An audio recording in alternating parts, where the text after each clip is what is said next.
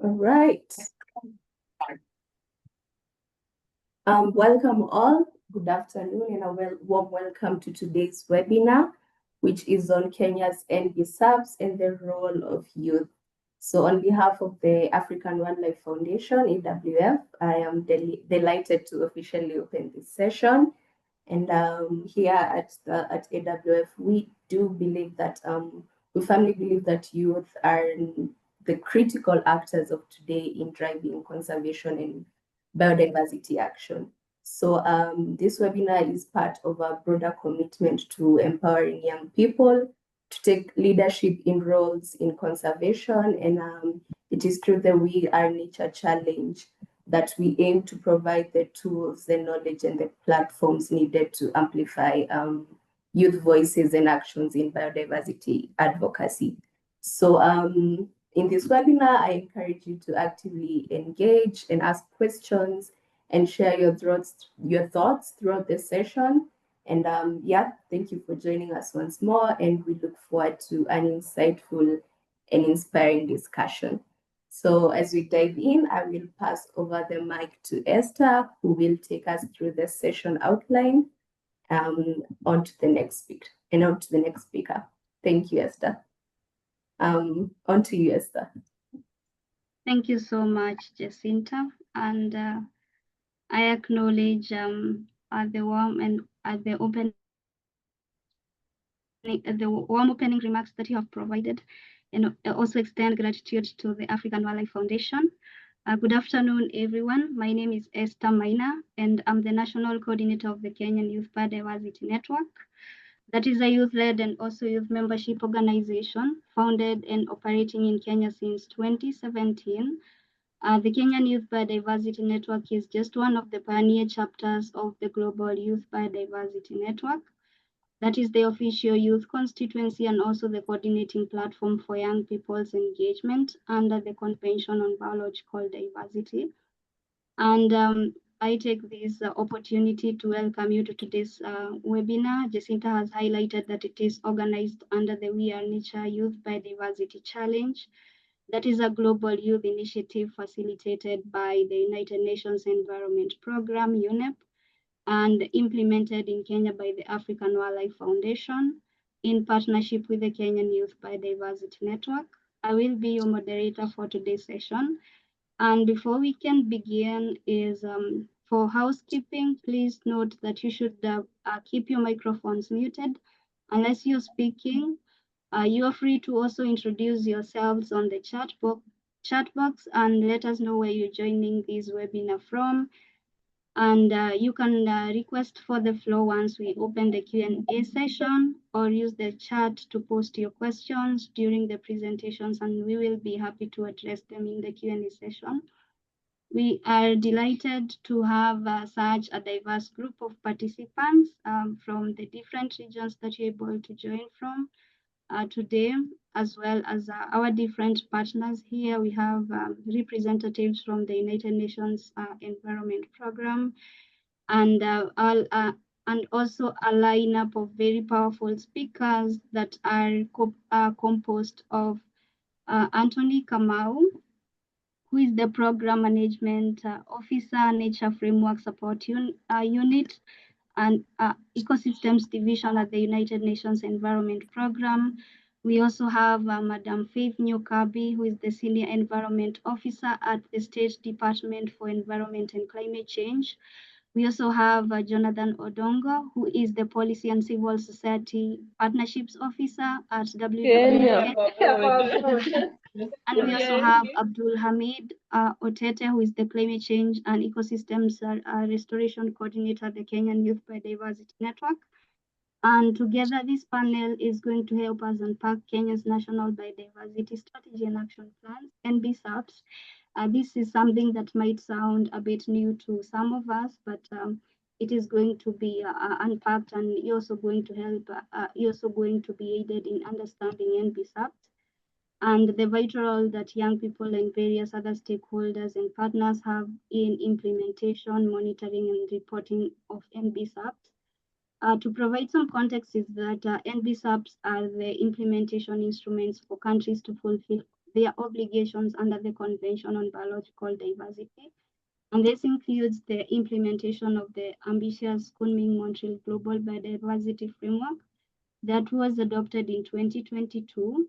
And so following the adoption of this particular framework, countries are now in the process of revising and updating their NBSAPs to align with these global commitments.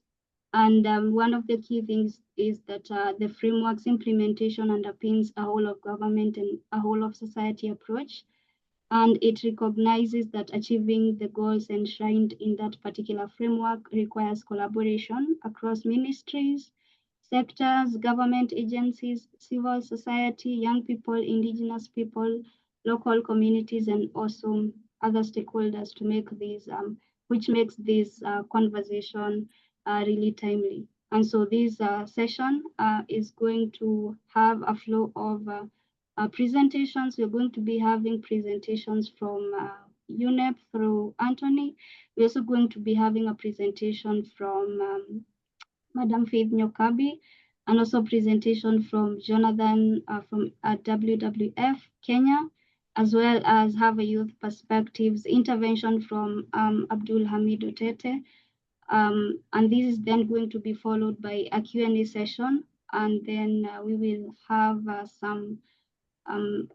session where we are going to talk about a bit about how participants can use the resources that are in the Nature Buddy, that is the engine that drives the We Are Nature Youth Biodiversity Challenge, and also the toolkit and the resources that are provided therein to drive the advocacy and actions across the country after this particular webinar. So our first speaker is going to be Mr. Anthony from UNEP, who is going to help us unpack NBSAPs, their linkage to the Global Biodiversity Framework, their relevance, and also the role of UNEP in supporting countries in the timely revision of NBSAPs, implementation, monitoring, and also reporting. And so over to you, Anthony. Thank you so much. Thank you so much, Esther, and good afternoon, everyone. My name is Anthony Kamau. I'm a program management officer here at UNEP. I first want to thank the organizers of this workshop for the webinar for inviting me to highlight, or rather unpack, what NBSAPs are and their linkages to the Global Biodiversity Framework, their relevance, and the role of UNEP in supporting timely revision, implementation, monitoring, and reporting for the NBSAPs and also to the Global Biodiversity Framework. So I'll request Jacinta to project some slides that I had prepared. I'm not youth, but I'm youth at heart. I think I just crossed that line, so I'm still in the thereabout, and but I'm youth at heart, so always excited to be speaking to youth. Thank you, Jacinta. So next slide. To understand better NBSAPs, it's important first you understand what the Kunming-Montreal framework, rather the Kunming-Montreal Global Biodiversity Framework entails, and so that's important. And the framework is basically an action and result-oriented and aims to guide, promote at all levels the revision, development, and updating and implementation of the goals and targets, of course, including the national biodiversity strategies and action plans, and what you'll hear me call as NBSAPs, and to facilitate the monitoring and review of progress in a transparent and responsible manner. We'll request to go to the next slide. So basically, the GBF has 4 global goals that run until 2050 and 23 targets that countries are aligning their national targets in line with those. And it's organized across 3 thematic areas. One is on addressing threats to biodiversity, sustainable use and benefit sharing, and then tools and solution for mainstreaming and implementation. Again, the types of targets are either quantitative, qualitative. They are also action-oriented and outcome-oriented. There are those that are area-based, species-based, and threat-based targets. We also have targets that are rights-based related targets, and targets that provide means for implementation, and also looking at the two protocols of the CBD. So those are the main targets. The next slide.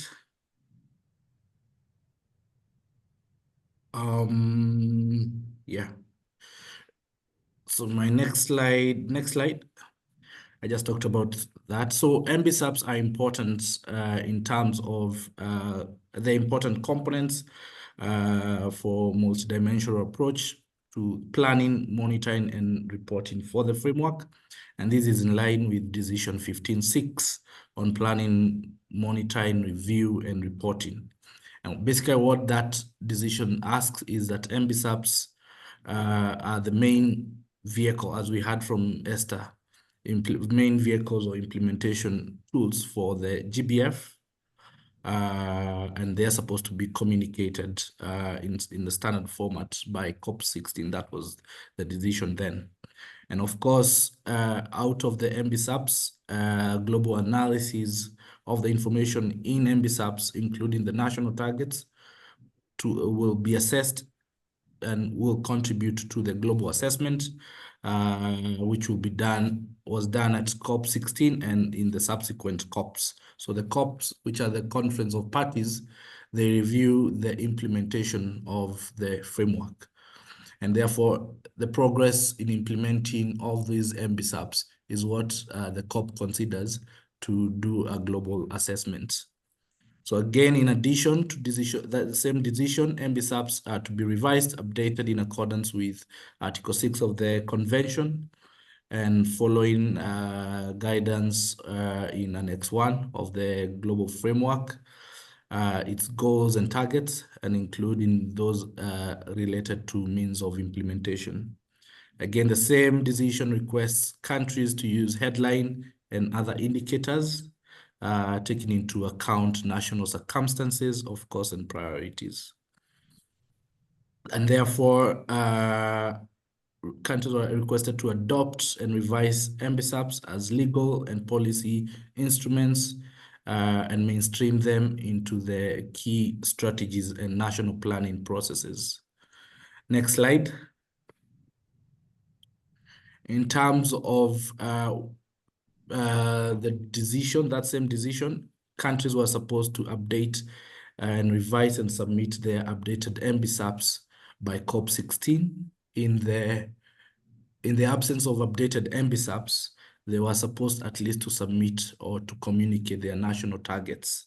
And we will hear more in the later presentation on where Kenya is at. That, in addition to submission of their national reports by the 28th February of 2026. So I've shown you what I'm projecting here is basically a timeline for key events and that will contribute, or the NBSAP should contribute to, including, as I said, the global analysis, of course, preparation of national reports, and which inform assessment on the implementation of the Global Biodiversity Framework. Next slide. Section J of the Global Biodiversity Framework is on responsibility and transparency, and therefore NBSAPs, or rather the revised NBSAPs, are seen as vehicles for implementation of the global framework, but more importantly, that the global analysis of information in the NBSAPs, including national targets, will be used to assess the contribution national contribution towards the framework. Then parties were requested they may take the outcome of the global reviews into account for future revision and implementation of their NBSAPs. So that's important to note. So in terms of, next slide, in terms of the guidance on NBSAPs, Again, NBSAPs are viewed, as I said, instruments to establish and communicate national contributions to the global biodiversity framework, its goals and targets. Secondly, they are viewed as a process to engage all actors to ensure that the targets, actions, and outcomes are coordinated and their ownership and commitments are obtained. Thirdly, NBSAPs are aimed at promoting synergies across relevant multilateral environmental agreements. So there's the process of synergies. And then NBSAPs as a process to garner political support, ministerial coordination, and vertical integration. So there are tools for all that. In addition, updated NBSAPs are to be determined in line with national conditions, capabilities, and priorities. So countries are supposed to update their national biodiversity strategies in line with the capabilities and, of course, priorities. NBSAPs should also promote and support increased efforts and actions and improved implementation over time. And this includes means of implementation for developing countries. Again, NBSAPs were meant to take into account the different biodiversity value systems.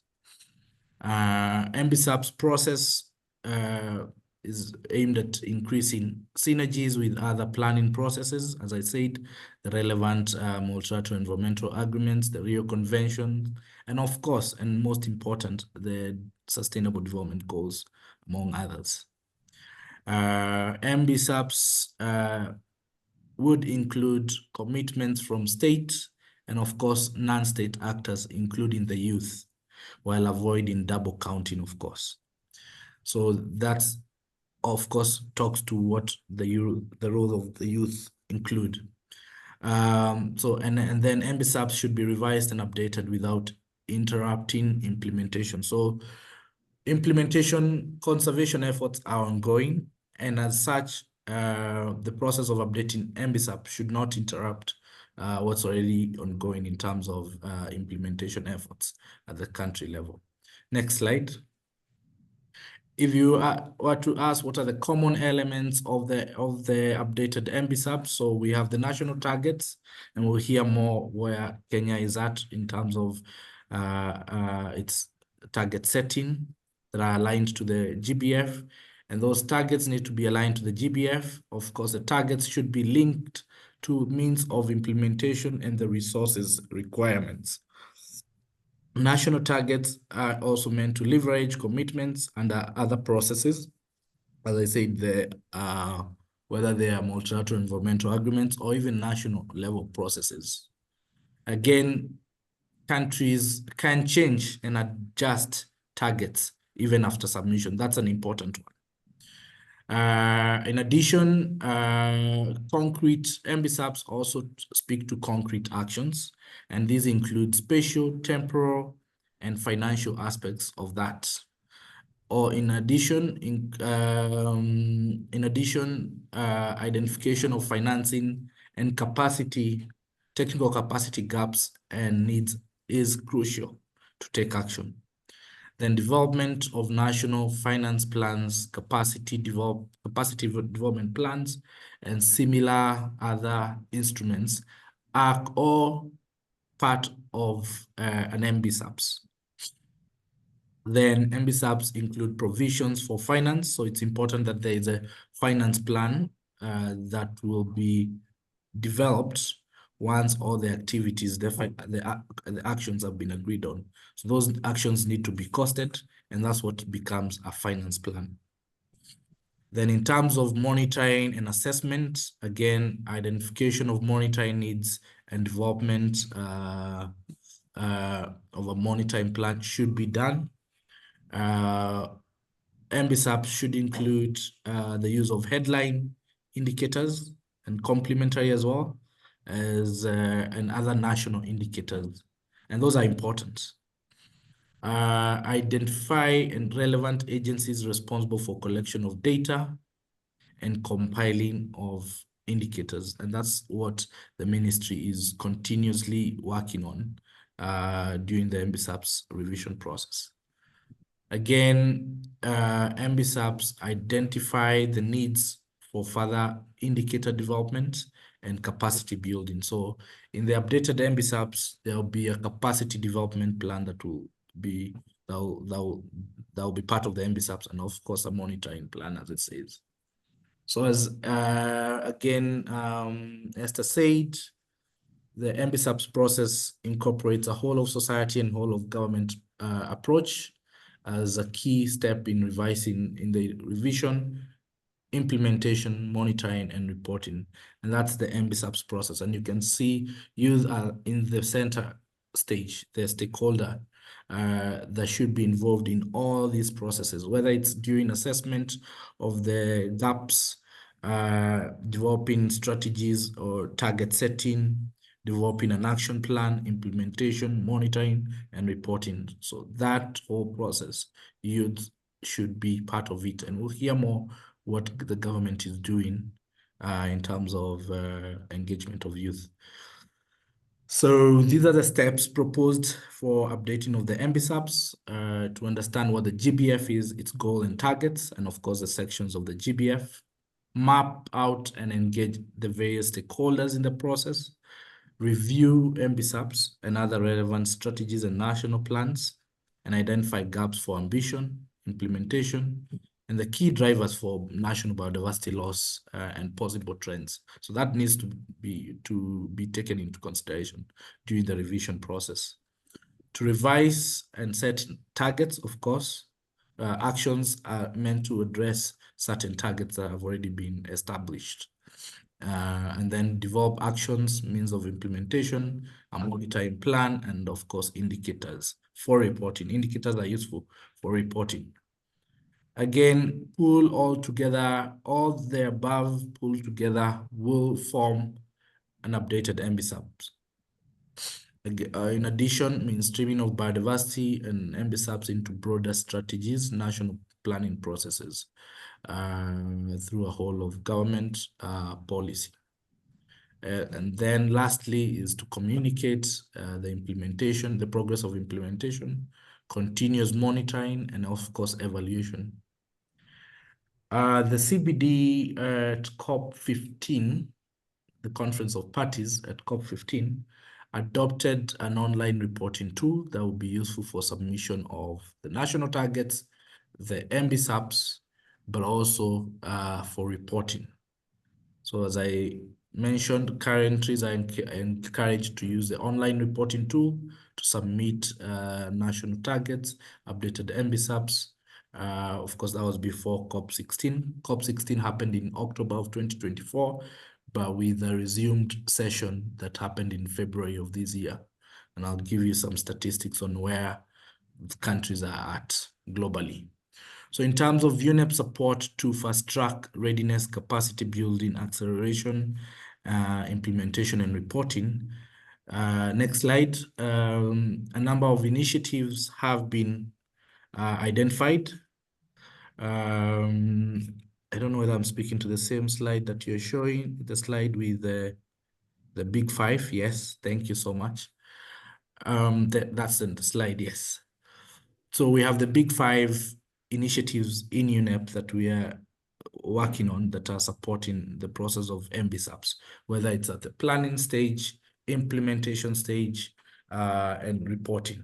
So we have 2 GEF Global Environment Facility funded activities, which we call the enabling activities, or the use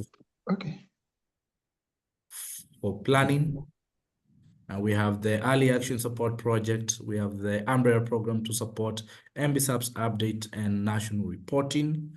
Then we have the NBSAP Accelerator Partnership, which was an important initiative that's supposed to support implementation. So that's why I'm saying from planning to implementation. There was this China Trust Fund. And these are just some initiatives that UNEP has put in place to mobilize resources to support implementation. Not just UNEP in collaboration with other partners, UNDP, and among other partners to support implementation. Next slide. I will not speak too much into that one because it's just what I have highlighted. Next slide. But you can see the resources, and each country is receiving a number of some funding, and not just funding, but also complemented with technical support. UNEP is supporting 70 out of the 139 countries that are, participating in this project. Next slide. So in terms of technical support, as I said, so we have the one-on-one help desk service that we have, and in partnership with other development partners, has put together, is just a help desk service where countries can reach out to UNEP to provide support or just information request or support on their national processes. We'll hear how Kenya has benefited from UNEP and other partners around that process. Then there is a supporting resources, whether they are guidance materials, tools to help them fast track implementation, but also planning. Then there's opportunities for peer-to-peer learning, because we found that this to be a useful and an important and meaningful way of engaging countries, that they learn more or they learn better by sharing experiences across each other. And that's a service that we have made available. And then there is a consultancy roster where we are matching the requests of government to experts who can support these countries, whether we are working with the CBDs, regional technical support centers, or other partners that can be able to respond to the country needs. So that's, in a nutshell, the global support. Next slide. So in terms of results of this support, by COP16, 81% of UNEP supported countries, so and I said UNEP is supporting 70, had submitted aligned national targets to the convention, and 9 of them had already submitted NBSAPs. That's not good in terms of the NBSAPs, but at least countries were able to, majority of the countries, even globally. So these are projection of how countries performed globally. Majority had submitted their national targets, but had not submitted the actual NBSAPs. So right now, countries are working to finalize their NBSAPs and now prepare their national reports. None has submitted their national report yet, but again, the deadline is in February of 2025. What we are hearing is that most are working towards that goal. And we will hear more where Kenya is at. Again, countries have, as I said, have started the process of review of their NBSAPs, identify gaps for alignment, and are in the process of finalizing the NBSAPs update process. Most countries have reported progress in undertaking gap analysis of their national monitoring systems and are on track to update their national monitoring plans. In addition, what we've had is that countries have conducted rapid review of the national policies related to biodiversity for alignment with the GBF and, of course, the national biodiversity strategies and action plans, and have identified opportunities for mainstreaming a whole of government, whole of society approach. In addition, countries are making headways in terms of planning, biodiversity planning. Of course, citing they need to first have the national targets, the NBSAPs ready before moving to the finance planning stage. Another initiative I talked about, the NBSAP Accelerator Partnership. Through that initiative, a number of countries have received country facilitators or NBSAP experts to embedded in the national level to work with them. And we'll be hearing more about the Kenya process. Next slide. Just about to get done, sorry. Yeah, I'm actually done. So thank you so much, Santeni Sana. I'll take questions. I don't know at what stage, but I'll give it back to Esther. Thank you all. Thank you so much, Anthony. I think that is a very comprehensive presentation on NBSAPs. In case anyone didn't know what really NBSAPs were, I think now we can be starting on a page where everybody really understands where NBSAPs come from, how they link to the Global Biodiversity Framework, and the role of UNEP at the global level in terms of supporting countries to implement these NBSAPs, monitor them, and also in terms of the revision process that has been going on. And I love the fact that you highlighted in terms of where we are at the global level and the number of countries that have also been able to submit their national targets as well as the NBSAP. And I think that is going to trickle down well in terms of the presentation that Nyokabi is going to do.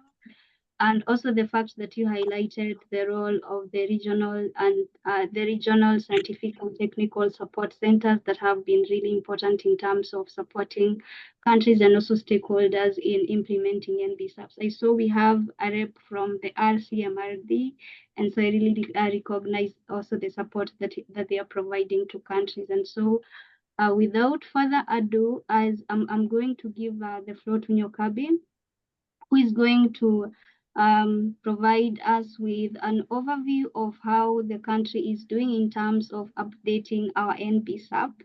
We understand that this is not the first NBSAP. We're in the second generation of the NBSAP. So how far we are in terms of updating this NBSAP, how the process has been, and who has been involved, how is the country, what are the strategies the country has put in place in terms of ensuring that we can also monitor and report for the NBSAP. So over to you, Madam Nyokabi. Yeah, thank you so much, Esther, for that introduction, and thank you, Anthony, for your presentation.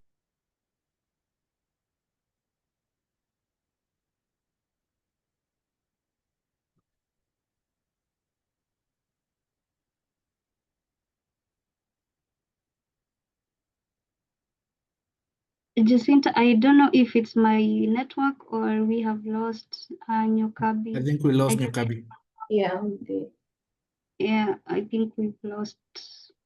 So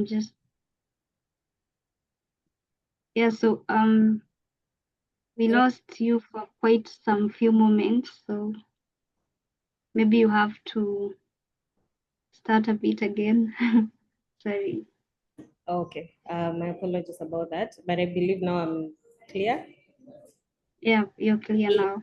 Thank you so much. So you probably lost the part where I was appreciating you for this conversation, and also appreciating you for the whole of convening, and appreciating Kamau's presentation and the overview that he's given us at a regional level. Without further ado, I welcome Jacinta to share my presentation so that we can go through it quickly.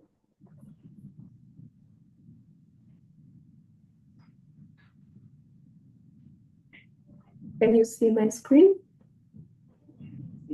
Yes. Yes. Yes. Just the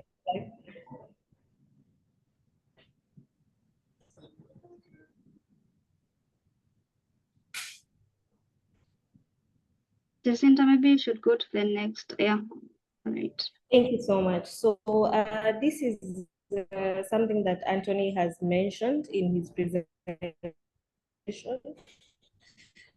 Just a little bit of from where I said it was adopted at COP15 in Montreal in 2022 through this decision 15/6.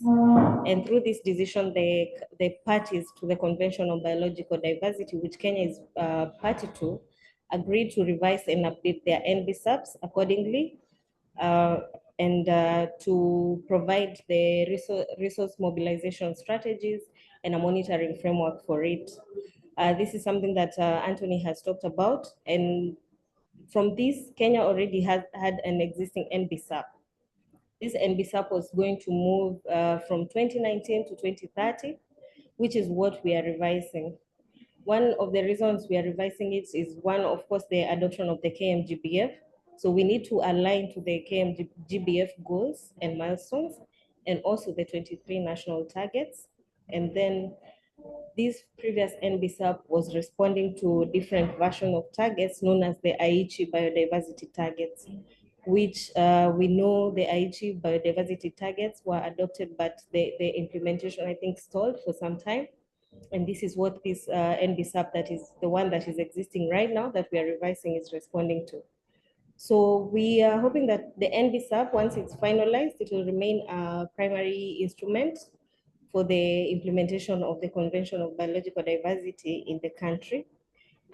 So we've been in the process of revising it. Next slide.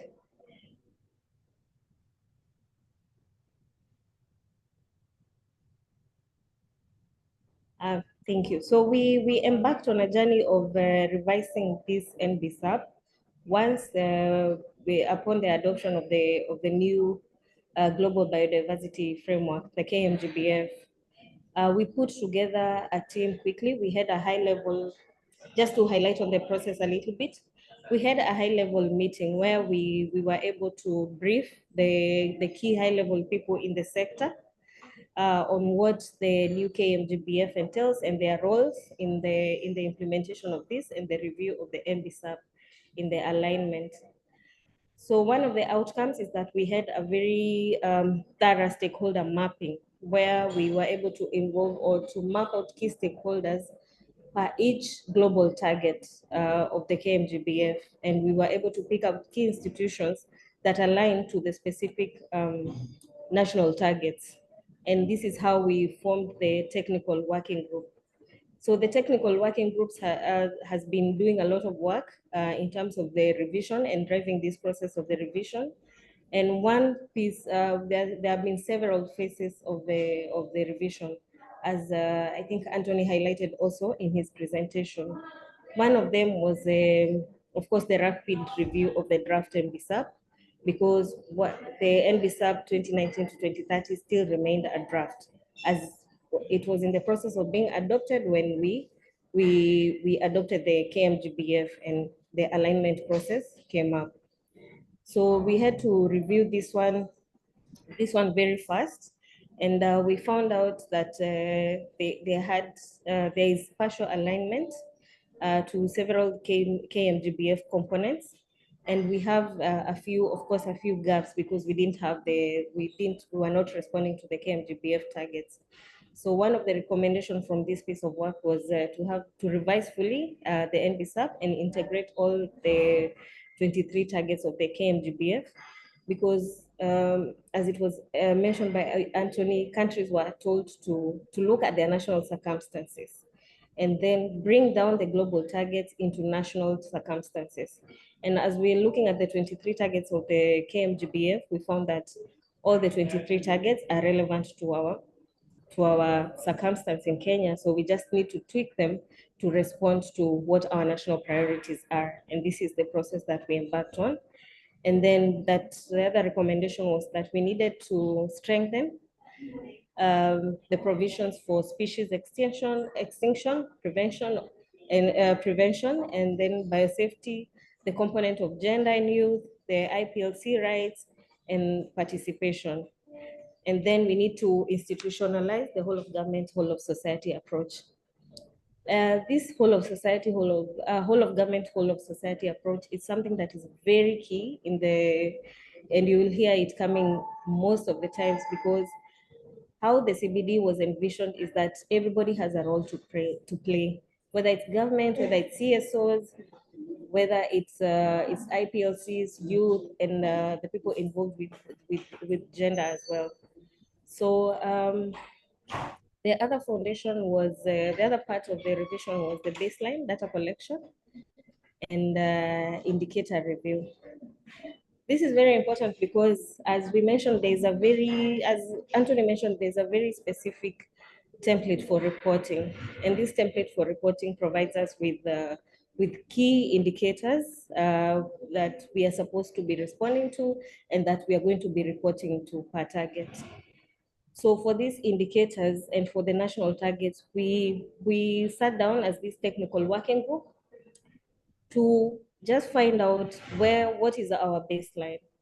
Because, like one of the targets is 30 by 30, achieving conservation of land, waters, and seas by 2030. So what is our 30%? What is our 30%? Is it a 30% increment? Does that mean Are we at 20%? Are we at 29%? Have we surpassed the 30%? So it was important for us to establish our baselines to find out where we are as the NBSAP is projecting our targets by 2030, then they can be reviewed. So this baseline data collection and indicator review helped us to collect the baseline data across all the 23 KMGBF targets. It helped us identify where there are gaps in terms of restoration, invasive species, protected area effectiveness, pollution, climate impacts, and many other sectors. Then one of the outputs that we got is that we had the data standards.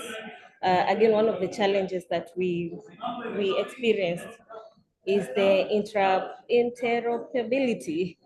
Just the data, how do we harmonize? How do we harmonize data in terms you find some organizations or some institutions, you find KFS are reporting for the same area that KWS is reporting on in terms of being protected areas, and them they're reporting on restoration, but they're reporting with very different metrics. How do we then harmonize this in terms of the reporting? So we were able to collect this, and this is a report that can be availed. And then we came up with the tabulations per target and templates for data collection in future to help us in reporting. So one of the recommendations again for this was the mainstreaming biodiversity into county development plans. Because if you go to county development plans, then you are involving the county and you're starting from the ground, which is very important because you get to see what the picture is from there. Then strengthen ecosystem valuation and build technical capacity as well. Next slide.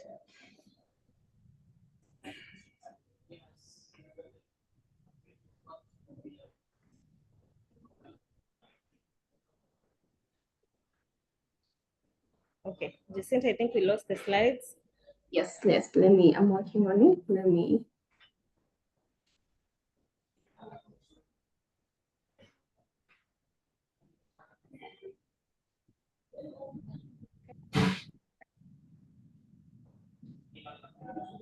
Be okay? Thank you. So I think, yeah, the other part was the policy and institutional alignment review. This is something that Anthony also mentioned at a regional level. This is very important because now the KMGBF was something that is very new. And you will see this being the case in most of the agreements or most of the frameworks that are newly adopted. Because once you adopt as a party, it means then it's your responsibility to align your policies to this. So we needed to see what laws and what are the institutional mandates and how are they that we have in the country that respond to the KMGBF, and how are they aligned and what are the gaps. So we found that some targets are already embedded. The forestry protected areas, the access and benefit sharing, but we have some gaps in terms of traditional knowledge, still in benefit sharing, biosafety, and biotechnology governance. Then, I don't know if it's my screen tweaking or it's yours, Jacinta. So this policy and institutional alignment was a very important piece of work, because sometimes you find you adopt a framework and you end up needing a new whole policy to implement it in the country. So this was very important to see the alignment of where we are with the existing policies. And we found that we don't need new policies, but we might need some reforms to address the missing KMGBF targets, reforms in the already existing policies and regulations. Then we found that it is very important to develop a resource mobilization strategy. This is something that the Secretariat had already called parties to do. And like Anthony said, when you have your NBSAP, you have the activities, you cost them. So this resource mobilization strategy is also something that will help parties to ensure that you're not only complying to the framework or to the convention, but you're also pulling some benefits from it as well, and from the resources that are available through this. So we also established then the National Biodiversity Coordination Mechanism Advisory and Technical Committee. I think this will come up later in my presentation. And then those are also some of the recommendations that came up with that piece of work. Next slide.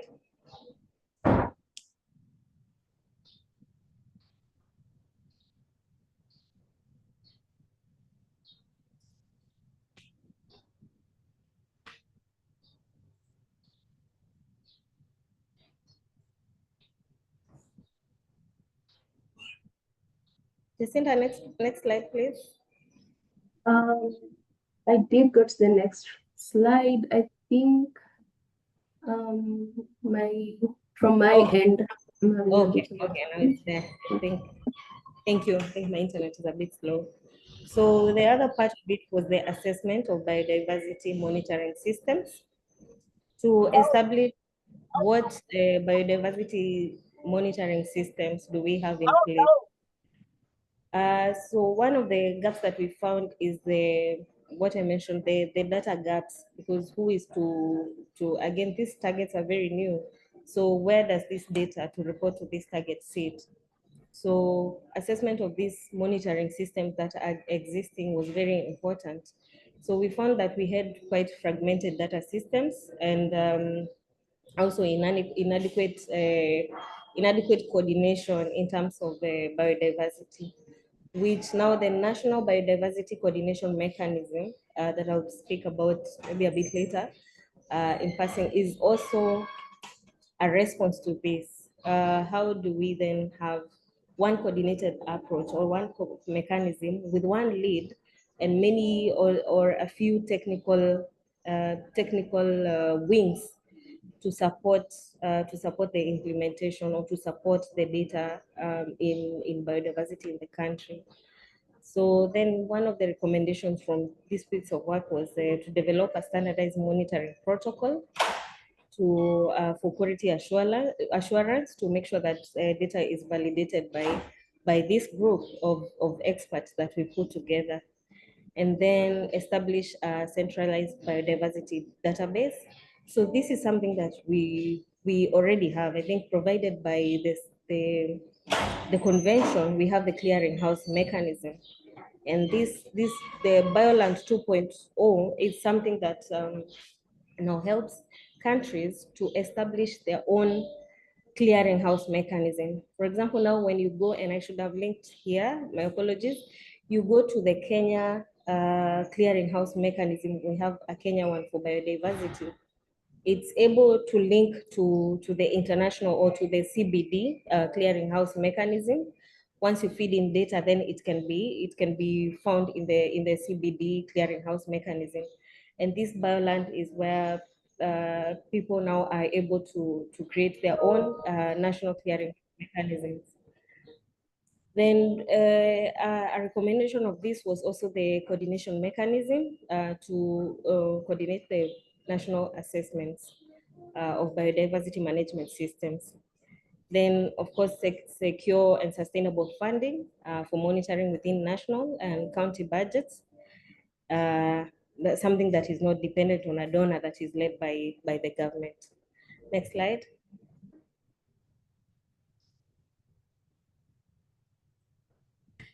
Now we get into the national target setting. So the national target setting, like I said, is something that is very, it was something that is very crucial, because again, there are 23 targets. And the ministry, just because it's taking the lead, it's still one ministry. But the implementation of these national targets is dependent on so many other actors from so many other MDAs. So this is where we did the comprehensive stakeholder mapping, and we put together and had very many stakeholder meetings that are inclusive. I say inclusive because the Kenya Youth were represented, the Kenya Youth Biodiversity Network. We had ministry, we had the state departments, several agencies, the civil society, NGOs, and of course the IPLCs. Then this was, of course, through the whole of government, whole of society approach, and then we created the national targets. The key to this process was understanding the templates of how we are going to do the national targets. What are we going to be responding to? What will implementation look like? And I think something that is very important to understand, but there will come maybe many frameworks, but biodiversity does not stop. So how do we harness what is already ongoing to report to this framework, or to be categorized into the 23 national targets? Next slide. So now this brings me to the template. So this is the template that was provided by the Secretariat to submit national targets.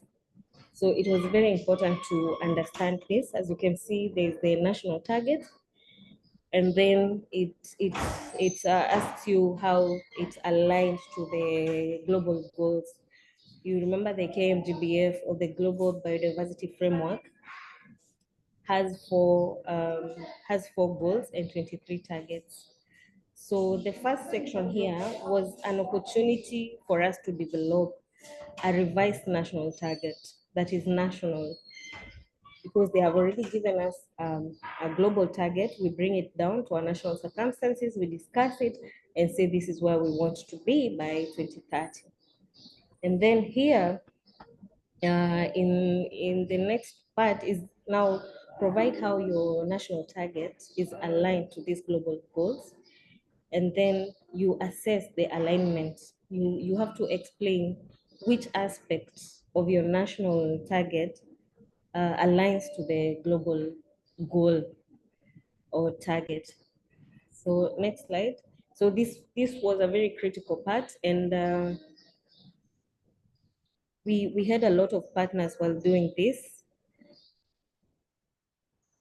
The center, we lost the slides. So we had a lot of partners doing this. One of them, of course, being UNEP, providing the funding first, like Kamau said, providing the funding first, because through a project, we were able to get funding from Jeff through UNEP to support this work, to support the enabling activities. That all those that I mentioned are enabling activities towards the implementation of this KMGBF.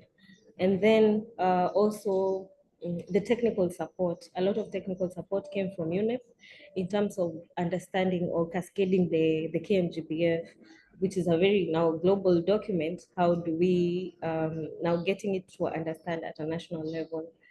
Then this is the global targets. This is the global targets template, where we were also able to understand this template. We map national targets to the GBF, goals and targets, and then now this is where we derive our the elements of our national targets to respond to this. Next slide.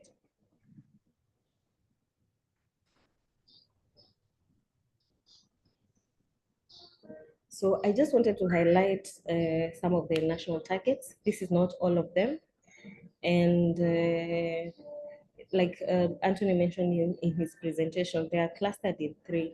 So we have, I think, target 1 to 8, which is the conservation targets, the targets on meeting the people's needs through tools, and then the that category or for the tools of implementation. So these are part of the targets that we had. You can see here we have target 1. We have target 1. I won't go through all of them.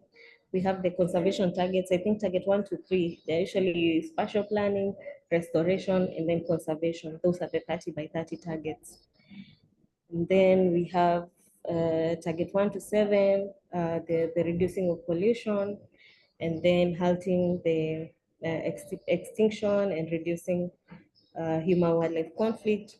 So there are many targets, and I think I'll share a link with Esther where we can find the Kenya national targets, even as we look at the global targets. Next slide. Then this is the other bit of the targets. As you can see, this target 22 Target 22 is very important because it's where we have the target on ensuring inclusivity, participation in biodiversity related decision making, and this is where we place our youth. They are involved in all the other targets in terms of the conservation target, the resource mobilization targets, but this is a target that is specifically for making sure that the youth are involved in not only the work but also the decision making.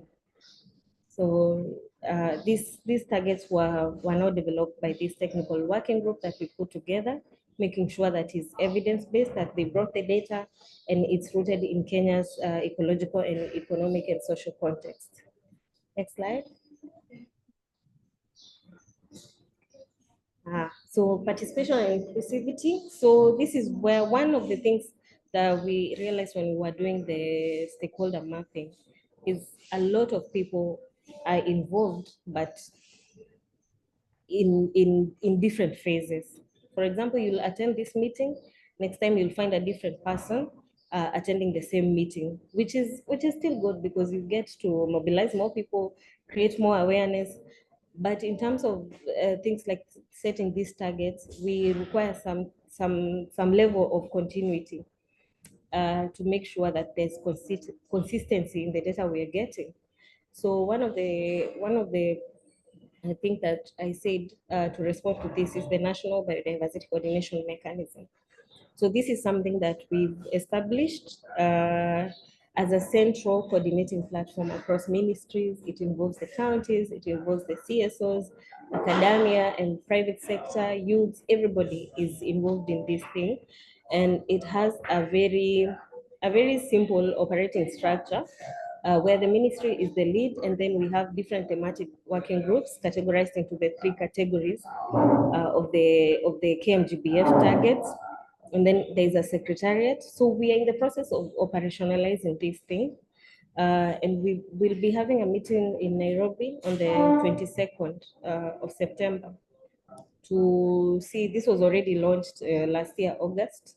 It's taken some time to operationalize, and we will have this meeting in collaboration with one of our partners, with the NBSAP accelerator, to have this one be operational. So this it has an organogram. Like I said, it operates in a very simple structure. So then we have the making sure that the youth are directly engaged through the awareness campaigns, through the consultations and the review process. I think, Esther, you can attest that the Kenya Youth Biodiversity Network, in fact, when I go to attend the other meetings, it's one of the part of the global chapter. The Kenya chapter is one of the chapters that has been very involved and has been in the center of the process. And at least I've had that. It's very encouraging. I don't think I've left the youth bit myself. So I'm very happy when I see young people getting involved in this work. Most of your representatives, even Abdul, as he's going to speak later, I hope he'll be prepared to say how involved he was in this work, because he's been in some of those meetings, and Kevin and the rest of the team as well. So we also try to work with the counties. They are key in translating the NBSAP, not translating into languages, but into localized NBSAP that can be integrated, even if it's not explicitly, at least some levels or some features of what we are doing in terms of the goals are integrated into the CIDPs. Then we have very many cross-sectoral roles, because there's a target for everyone. Agriculture, there's a consumer target, water, forestry, the 30 by 30s, fisheries, blue economy, infrastructure, finance. We have the mobilizing, the resource mobilization targets, the planning and mainstreaming. Mainstreaming is something that is in the interest of the ministry, because we want to see the biodiversity adopted in everyone's plans, and then into plans, policies, and budgets as well. Next slide. So how we are implementing the GBF through NBSAPs, I think this is something that has already now come up as I was going through the other slides, but one of them, and the main one, is the national targets. adopting the national targets into our own circumstances is one of the ways that we make sure now the GBF is in place in our country. Then we're in the process of developing agenda action plan, a communication and education and public awareness plan or strategy is part of the NBSAP that we're going to have. And then we have a resource mobilization. Like we said, it's very important to have costed activities. Then we have the science and policy interface. This will be strengthened by the coordination mechanism we have, because as I mentioned, it has people from academia, it has people from research scientists, and also the policy makers, and also the citizen scientists, which is very important. Then we have the GEF umbrella program, and then we have the early designs of the GBFF proposals that we are still in the process of developing. This is something that we are still working on. And then of course, the component of mainstreaming, then knowledge innovation. I spoke about the bioland, and then partnerships. We have had several partnerships. We have so many partnerships in the work of NBSAP that are very much appreciated, because it also creates a lot of ownership. I think throughout the process, there's very little that was driven by the ministry. I think we're just more of an oversight, but our partners came through, UNEP, WWF, TNC, CI. We worked with RCMRD, now that they are our regional support center as well, national museums, and also universities, and so many other partners that have not been mentioned as well. So this next slide, but these partnerships are very important in terms of, even as we're going to reporting, because at the end of the day, the ministry is not implementing. The implementation is with our partners, it's with the organizations, it's with you, the youth, and that's why we need to bring them all together. Then in terms of monitoring, reporting, and review, so as I said, the consultancy that we did, the piece of work that we did for monitoring, we was able to bring out some data in terms of the framework of indicators, baselines, and data sources and reporting. So this is something that we are using as our baseline data, and we are going to be reporting to the National Clearinghouse Mechanism. So the National Clearinghouse Mechanism is like a data portal that now has been upgraded by the Bioland 2.0 to track the progress and support transparency. So this other one, the 7th national report, this is something that Anthony mentioned. It is something that is ongoing now. The national report is being submitted through the online reporting tool. It's very important because it's due, we are doing our 7th one. It's due in February 2026. So we'll be getting all the data, and now it will be the first time that countries are reporting to the KMGBF. So it will be very exciting to see what that looks like for our country. And then also the National Biodiversity Mechanism that I mentioned, now we're in the process of operationalizing. We'll make sure that people are bringing in data. People are bringing in data, that the process is inclusive, that we have the quality, we have coherence of reports, and the feedback that we have. And also Kenya has participated in the global stocktake at different levels. So challenges, I think in the middle of all this work that goes on, we don't lack challenges. So one of them, and and I had already mentioned, is the fragmented and under-resourced monitoring system. So this is something that we are hoping to address once we have the National Biodiversity Coordination Mechanism operationalized. Then the limited financing and data availability. Financing is never enough. Work is so much. There's a lot of work that is happening. I wish like all of it can be financed, but we are trying to still make do with what we have. And then the data availability. Sometimes we have the data, sometimes for some targets we still don't have the data. And sometimes you have the data, but it's not the kind of quality we have. So this is still a gap that we are working. But I've just learned from a colleague of mine that the Kenya National Bureau of Statistics has established the natural capital accounting. So we finally have an NCA that sits with the government, and people are able to, the ministries and MDAs responsible for nature and environment are able to respond to this. Then we have the institutional overlaps and varying capacities. That is something that is long running. Then the law awareness in the non-environmental sectors. So some of the opportunities are the National Biodiversity Coordination Mechanism that will enable us to reach more people and to have a strong coordinated approach towards this work. Then an opportunity is the youth, like we have here. The work that you're doing is very interesting in terms of spreading the awareness, in terms of just understanding the process and how providing that or stepping in that gap of communication.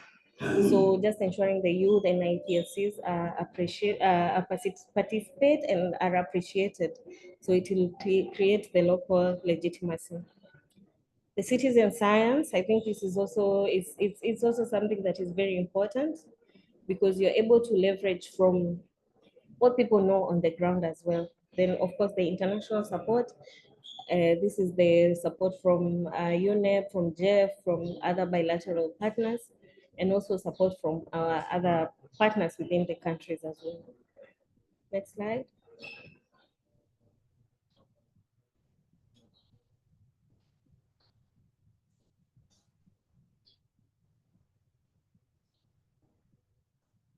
Great. So this is my key takeaways. I don't think it's very comprehensive, because I believe now, as I was talking, you obviously picked out your own key takeaways. But one of them is that Kenya NBSAP revision is evidence-based, based on the consultancies that we've done. It has been participatory with the stakeholder workshop that we've had, and it is strategic because we've already set out our 23 national targets. Then we believe, or I believe it provides a clear pathway for GBF implementation, embedded in the institutions that we have, laws, county planning, and financing strategies as well. Then the monitoring and reporting is not an afterthought. It is something that is structured, budgeted, and digitized, that now that we have the national clearinghouse mechanism and the sectoral or the other digital systems, such as the online reporting tool that we're going to be using for the 7th national report and our national targets as well, and our NBSAP. So Kenya is preparing a robust 7th national report that will showcase the progress of the GBF alignment and the whole of society, whole of government, whole of society approach. Thank you so much. I think that was my last slide, but you can go to the next one. Thank you so much. Thank you so much, Madam Nyukabi.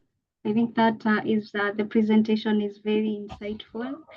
And I think it helps us to understand how the work of the government weaves into the work that UNEP is doing through the presentation that was done by Anthony.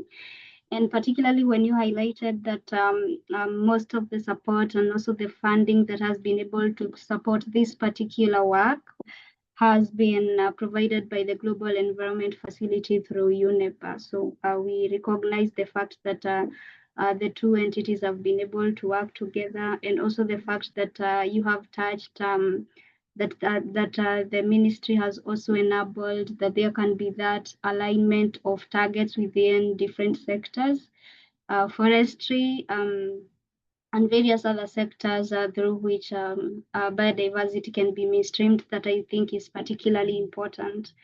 And in terms of also enhancing the nationalization of the targets of the GBF at the national level, I think that is particularly important. You also highlighted about the technical working groups that were able to support the revision process of the NBSAP. And I'm happy that we're having Jonathan here, who has also been part of this process. He was among the people that were in this particular technical working groups. And I see we already have two fire questions on the chat.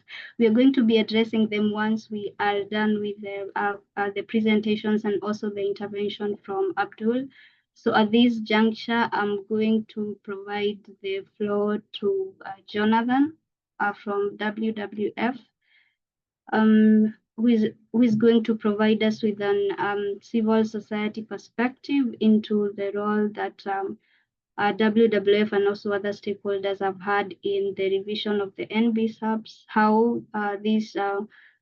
they can be able to also support the implementation process as well as the monitoring and reporting of NBSAPs, because we cannot fail to continue recognizing that, as Nyokabi has mentioned, that reporting is not an afterthought. We have to keep track of the progress that is being made at the national level in terms of how far we are and what is needed in terms of enhancing that particular process.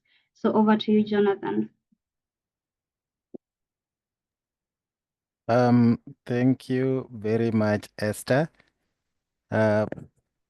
Please confirm if I should screen from my end or. Yes, so maybe I think you should screen from your end if it's going to be easier for you that way. Yeah. Let me try. Okay. All right.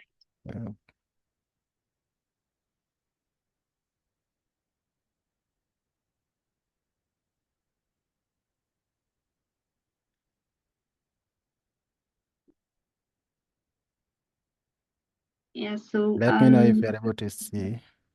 Yeah, we can see. Just put in presentation mode. It's yeah, it's perfect now. Thank you. It's on presentation mode. Okay. Yes. Okay. Thank you very much, Esther and team, and also thanks to the previous presenters, Anthony and Faith. So on our end, because we've also played a role in this, and we've worked closely with the team, the ministry, and also we've witnessed. Anthony mentioned, spoke about the support provided by UNEP as well. So my presentation will go into the role that we've played, but also the role that the civil society organizations will play in general.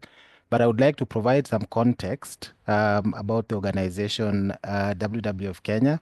So for most, those of us who might not know, WWF has been around for quite some time, from 1962, working towards, for example, ensuring that we have a natural, healthy environment that supports the people and also the planet, ensuring sustainable development.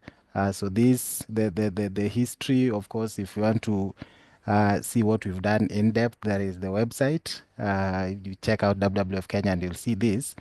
But I want also to just provide and give information within the context of NBSAP and the role that WWF as an organization has played.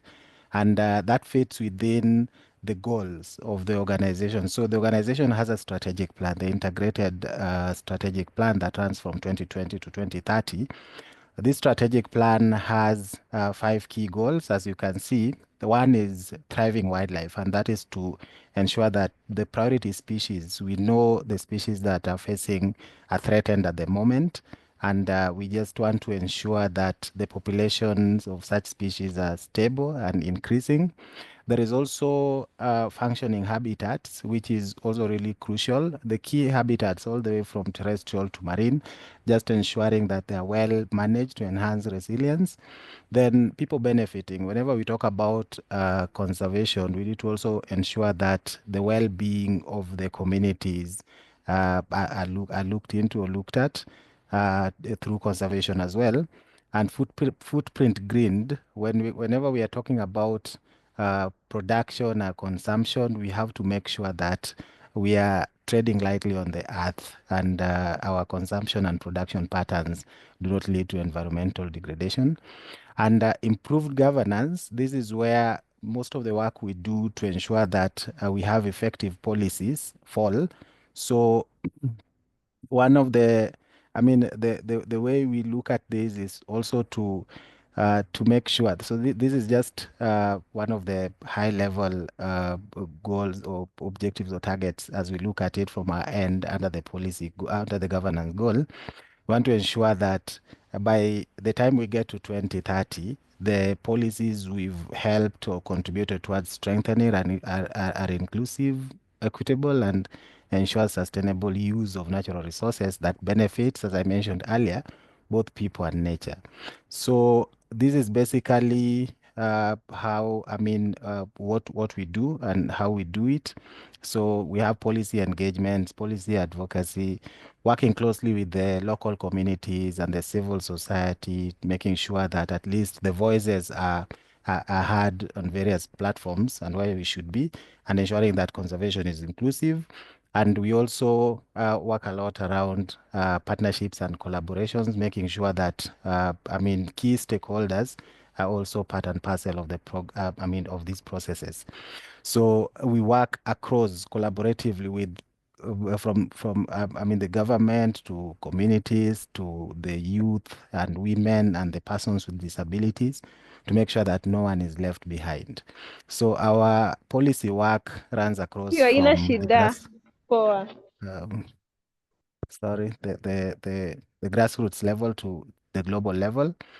And to go into the NBSAP process, and this Faith has highlighted how all these have come about, all the way from the meetings that we've had, and we've been glad also to support, to align the NBSAP with the Global Biodiversity Framework.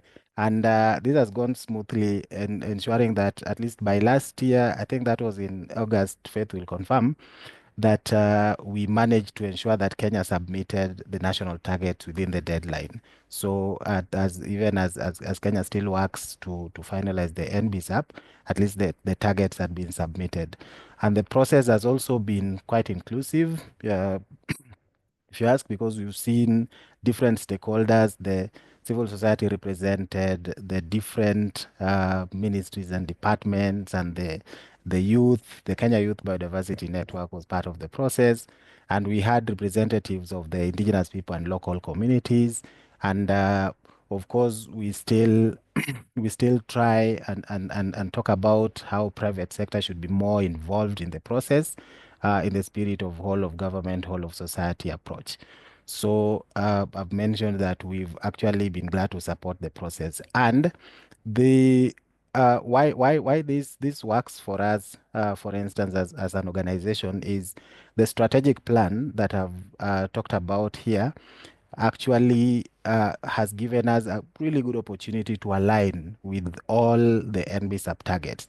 So the work we do basically now address the work we do basically address the NBSAP targets, and that means we can contribute. And as Faith has mentioned, reporting should not be an afterthought, and the more intentional we are about reporting, the better for everyone, because that means we'll be able to provide data and also work seamlessly within, to ensure that as Kenya reports and as different stakeholders play their roles, we contribute towards ensuring that Kenya meets its target.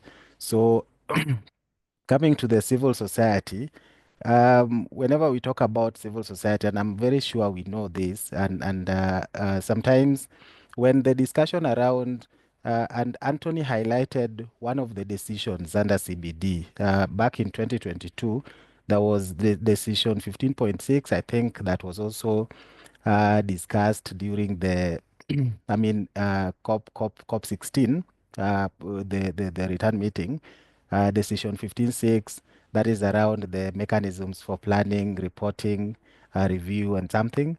So that is where, if you look at the previous versions, you will see the role of non-state actors captured in that.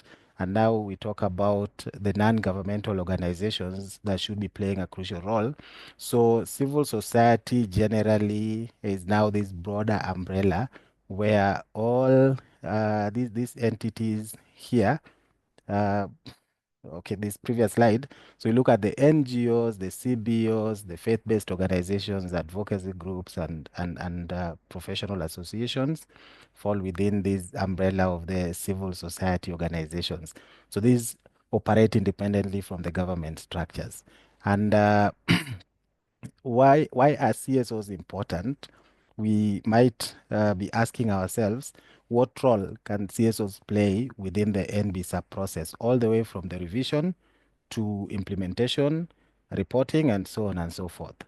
So number one, this is basically what civil society organizations do, ensuring that we have good governance, there is accountability in the processes, promoting justice and equity. That is basically another thing most of the CSOs, even outside conservation, the conservation space, try and ensure that these roles are effectively played. And advancing human rights. In conservation now, you will hear this a lot of, quite a number of times, human rights-based approach in conservation. So this is really key and a key concept even within the KMGBF right now.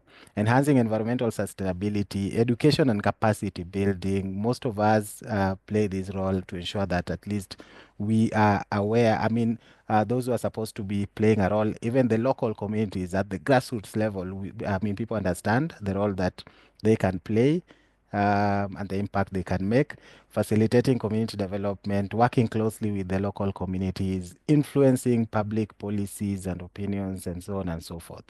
So in the NBSAP process, let's look at what the civil society organizations can do. One, we look at the ambition. And I'm sure a number of times this question comes up regarding our targets or the NBSAP in general ambitious enough. So as Kenya approaches finalization of the NBSAP, and also Anthony mentioned at some point that countries are allowed, parties are allowed to keep updating the targets. It is our role also as civil society organizations to ensure that those targets are ambitious enough to make sure that the NBSAP, once developed, is able to halt and reverse biodiversity loss as intended. Number two is alignment and contribution. So how do we help, for instance, Kenya shine at the global stage as different entities? As civil society organizations, we have activities that we implement. So those activities, we can actually align with the NBSAP targets and indicators. So this will make it easier to contribute and report on the progress that is made. So this is important, and I would like to to highlight something by showing. That's not from my end. Okay, so I wanted to, as we talk about alignment and contribution, it is important that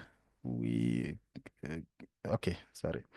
It is important that we understand, and those of us who might be new to this, to see where to learn about or even to find the targets that we keep talking about.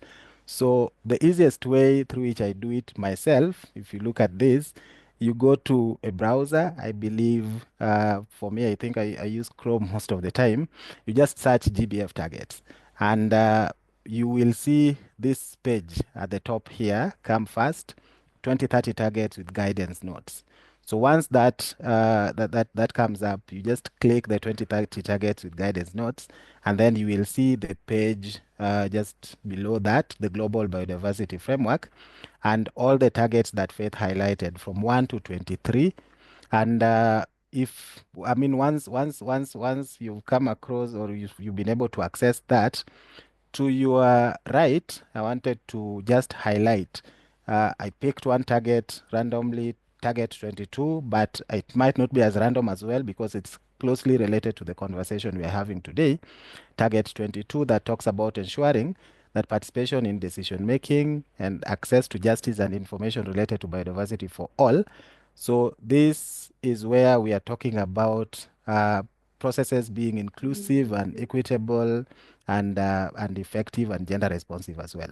So if you look at A, B, C, D, E, E is where you will find the indicators that we should be reporting along. But once we've also finalized as a country the NBSAP, there will be additional indicators, now referred to as the other national indicators, that our activities can also help address. And to move to the next one, this decision, if you look at what I mentioned earlier, that is it picked this as the draft decision by then, but early this year in Rome, the meeting that took place, there is the mechanisms for planning, reporting, monitoring, reporting, and review, including the global review of collective progress in the implementation of KMGBF. Now, this document is accessible online. If you just Google or search mechanisms for planning, monitoring, reporting, and review, then you'll be able to come across this. The next, if you scroll through that or read through that document, there is this part 2 that talks about the core reporting elements for commitments by actors other than national governments. So you will see there is a provision for non-state actors or non-governmental organizations to also report. And this is what also makes this process as inclusive as possible. And you can see number 11 talks about type of organizations. It could be academic and research, business or industry, financial, IPLCs, non-governmental organizations, youth organizations, and so women, and so on and so forth. So this is really crucial so that we all know that we are able to commit and report and ensure that at least as a country we shine at the global stage as well. So how do we access, for instance, and Anthony mentioned the online reporting tool, how do we get the national targets how do we access the national targets that Kenya submitted? Now, the online reporting tool, if you just key in ort.cbd.int, then you will be able to access this page online. And if you look at the extreme left, then you'll be able to see national targets, national reports, and so on. Sometimes the reason why I'm showing this is sometimes it's challenging for those who are new to this to be able to access the national targets submitted by Kenya. So after getting to this page, I think someone should mute. Once you get to this page, just click all national targets on your left. So all national targets will bring you to this particular interface, and then you can see the opportunity to filter record type, countries, global targets, the regions. So just filter by country, key in Kenya under countries, and you'll be able to see all the targets that were submitted by Kenya. Might not be in that order 1, 2, 3, 4, but you'll see 9 first. I think this is the order in which maybe the submissions happened, and you'll be able to now see how I mean you can align, or we can align as civil society organizations our activities and programs with the targets. And the second, another thing we can do is monitoring and reporting, which is really crucial. Once we've aligned, we'll be able to easily monitor and report. So conducting assessments towards targets and report on the achievements, that is really crucial. Collecting and analyzing data and to provide valuable insights. This is also really important in the context of considering that it has also been mentioned that there are gaps when it comes to data to be able to report. Accountability. This is also a role that CSOs are really good at playing most of the time to ensure that at least from the data and evidence that we collect, we are able to hold implementing institutions and even other stakeholders, as I think it was Faith that mentioned, Faith that mentioned earlier, that if you look at the targets from 1 to 23, anyone can contribute towards implementation. If an entity picks a target to lead the implementation process, but of course, government as a party reports, and also we contribute towards the reporting process. And a platform has been mentioned, the clearinghouse mechanism. This is good. we make sure that there is accountability and all of us are accountable to the commitment, that we make through the platforms and all. Awareness is also really important. So making sure that we play an effective role in raising awareness about the NBSAP and generally biodiversity issues. So this of course ensures that everyone is aware of what's happening and is able to play an effective role. There is also knowledge sharing and capacity building that is not far from awareness as well, but also just discussing or sharing about the best practices and maybe successful strategies or initiatives that through which we can achieve the various biodiversity targets. So we can organize training sessions and workshops and so on and so forth. So this is also one way to build capacity, what we are doing now, and also to raise awareness about the NBSAP process. Engaging and empowering communities and vulnerable groups. So we keep talking about indigenous people and local communities. Within the CBD, those who've been following the processes, we heard about the subsidiary body on Article 8J for indigenous people and local communities.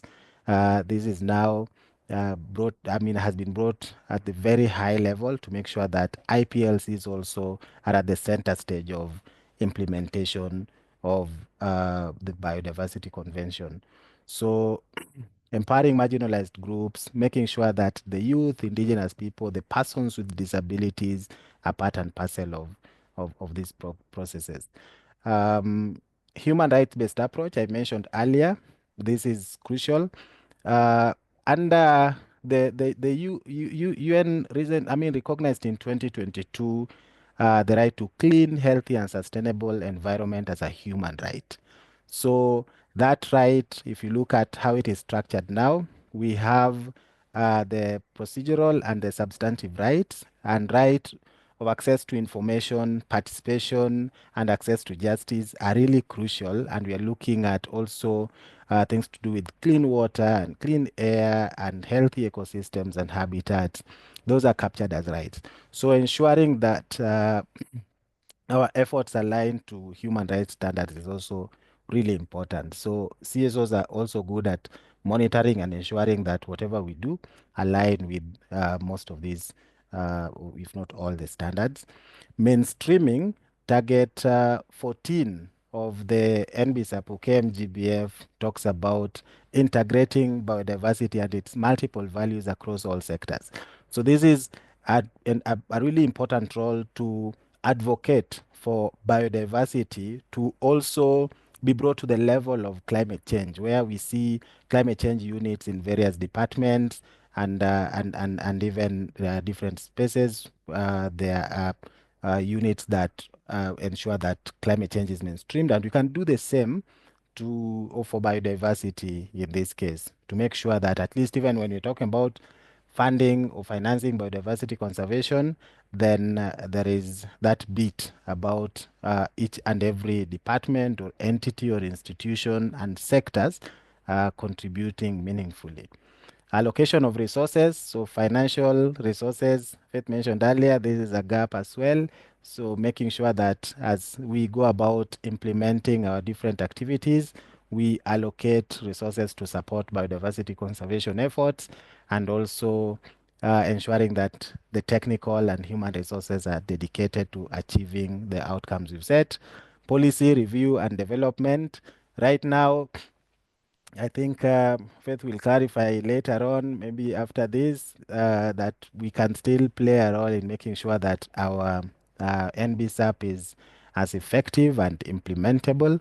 So we have an opportunity also as CSOs to go through the draft targets, the targets that were submitted, to see whether they align with the KMGBF.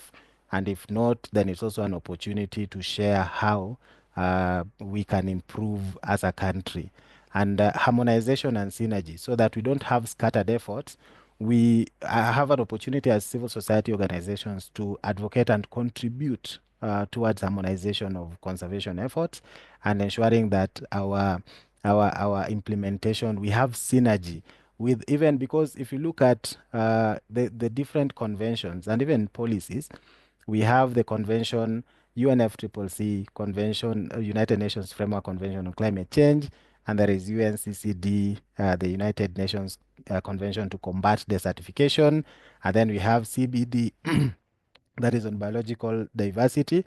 So all these, because they are interrelated and interlinked, we have other conventions like CITES on endangered species and migratory species are highly aligned so that our efforts are more targeted and there is synergy. This has also been mentioned, but I just wanted to highlight, if you look at the youth-related targets, target 22 is where there is that inclusivity. So if you read through target 22, you will see the mention of ensuring the full, equitable, and inclusive, effective, and gender-responsive representation and participation in decision making. All the way to the end, you will see, as well as by women and girls, children and youth, and persons with disabilities, and ensure the full protection of environmental human rights defenders. Now, that is one where youth are explicitly captured, but it doesn't mean that that is the only target that the youth can contribute to. What we've mentioned earlier in terms of accountability, capacity building, ensuring that whatever we've committed to are achieved, or even youth-led organizations, the work that we do will, most of the things we do fall within the different targets, target 1, 2, 3, restoration activities, all those, of course, we can commit to and also drive accountability to ensure that we achieve our target. I also highlighted target 21 here because Kenya Youth Biodiversity Network, as you can see at the bottom, committed to create awareness among youth across the country.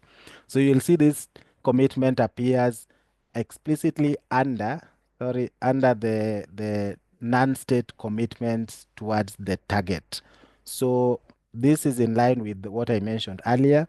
Indigenous Information Network, this is also a non-governmental organization, also committed to build capacity of indigenous and local communities.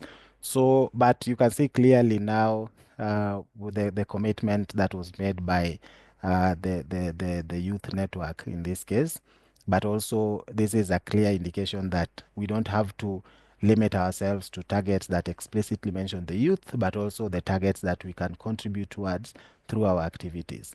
National Biodiversity Coordination Mechanism has been mentioned. As we set the targets, it's also important or crucial that we talk about implementation. And the ministry has also, played a crucial role to ensure that we have the National Biodiversity Coordination Mechanism. And this is a platform that I think most of those of us who are not yet aware, there are various committees, the National Steering Committee, technical committees, and the thematic area committees. And there is also a huge opportunity because this is meant to bridge the gap between state and non-state actors for also young people, the youth, to play a role, even as part of the crucial committees to drive the implementation process. So during the launch of this, we had our head of conservation programs talk about how this mechanism is very important because for the first time, we will have a more harmonized and coordinated approach to biodiversity conservation by state and non-state actors, leading to consolidated data. So this addresses the data gap, improved decision-making, and more effective implementation of conservation strategies and realization of Kenya's global and national biodiversity obligations. So NBCM, I think it's going to be crucial that we learn more about its operations and how we can play a role within this. So I like finalizing with this particular quote about how we can form all committees and all working groups that we like, but you know that in the end, it is that one individual that has passion, that one individual that has fire in the belly, that one individual that is determined that something should be done. So as we talk about how we can play our collective roles, it's also important to ask ourselves what role we are playing as individuals to make sure that we have an effective, implementable national biodiversity strategy and action plan, and then we do not let it gather dust, but we play an active role to ensure its effective implementation. So I would like to end it at that. Asanteni sana, and looking forward to questions. Yes, thank you so much, Jonathan. I think the presentation has been very insightful as well, because you've also been able to practically walk us through the CBD website where this information that you have been able to talk into can be accessed. I've been able to share the links that were mentioned by both Nyokabi and yourself on the chat, and I hope that people can also find them helpful. Yeah, so we have one speaker remaining, and we are requesting the audience that we can extend the session with 15 minutes so that we can also be able to speak into the questions people have been able to raise. So thank you so much, Jonathan, for that presentation. And now, since you have mentioned youth a lot and also brought us back to the commitments that we made, I want to give the floor to Abdul Hamid, who is going to provide us with the youth perspective on the NBSAP revision process, implementation, and also reporting. So I'm going to now give the floor to Jakim Abdul Hamid Otete, and I will be so strict with him on time. Could he be able to take 10 minutes since he's not doing a presentation? He's going to be doing a speaking intervention. You're welcome, Jakim. Yes, Esther, just confirm if you can hear me. Yes, I can hear you. I also think everybody else can be able to hear you. Oh, that's fine.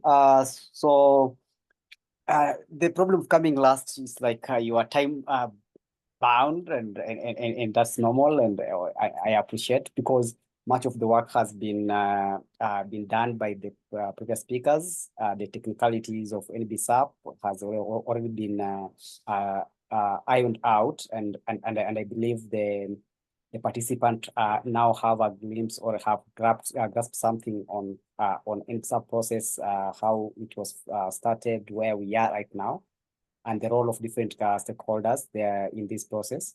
And so mine is only just to give more of a perspective of youth in, or the role of youth in the NBSAP revision, the role we have played, and now going forward, we want to look into the implementation, the monitoring, and the evaluation, reporting and evaluation. So as Kenya Youth Biodiversity Network, we've been privileged to be a key stakeholder in the NBSAP process, representing the voices of the young people of this country in matters biodiversity conservation. This is a very unique strength that youth are bringing. Bringing the voices of many diverse young people, because youth are a heterogeneous group, and we have different interests, capabilities, age group, and all that. But again, we all have a responsibility when it comes to conservation of nature. We play different roles in our different fields or walk of life. And so our role has been, we have participated in the revision I think all the ministerial meetings that happened for the NBSAP revision. These allowed us to bring in the perspectives of the youth. We wanted to shape the vision of the NBSAP because it's not for the present, but it is for the future. And if we talk of the future, then we are talking about the voices of the young people. And this future has been shaped majorly by the voices that we have been able to bring into the NBSAP revision process. Weaving in the different on-ground biodiversity action that young people are doing in different landscapes and seascapes. And so Nyokabi talked of the technical working groups. We were part of those technical working groups, trying to see how best they can the national targets can relate to what your youth are also doing in the space of biodiversity conservation, and how this can really find space in the decision-making process. How can it inform the policies and the plans when it comes to biodiversity conservation?